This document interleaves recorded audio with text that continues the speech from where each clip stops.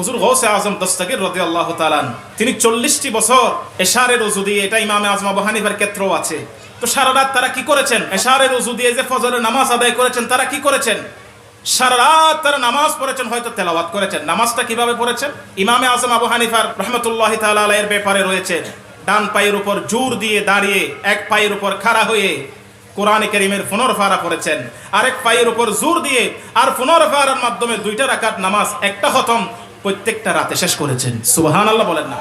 আজকে আমরা ফাতিহা ইয়াজদাহুম করছি, হুজুর গৌসে আজমের ফাতিহা করছি, কিন্তু হুজুর গৌসে আজম দস্তগীর যে কোরআনকে ভালোবেসেছেন, মোহাব্বত করেছেন, সেই কোরআন থেকে আমরা দূরে সরে গিয়েছি। হুজুর গৌসে আজমের যে আদর্শ, সেই আদর্শগুলো আমরা পালন করছি না। শুধু কয়েক ঘন্টার একটা মাহফিল করে, একটা সেমিনার করলাম, ফাতিহা ইয়াজদাহুমের একটি মাহফিল করে আমি শেষ করে দিলাম। কেন এটা হবে? হুজুর গৌসে আজমের আদর্শগুলো আমাদের জীবনে, আমার জীবনে বাস্তবায়ন করতে পারলেই তো আমি হুজুর গৌস পাকের একনিষ্ঠ সৈনিক। আল্লাহ যেন আমাদেরকে তৌফিক দান করেন।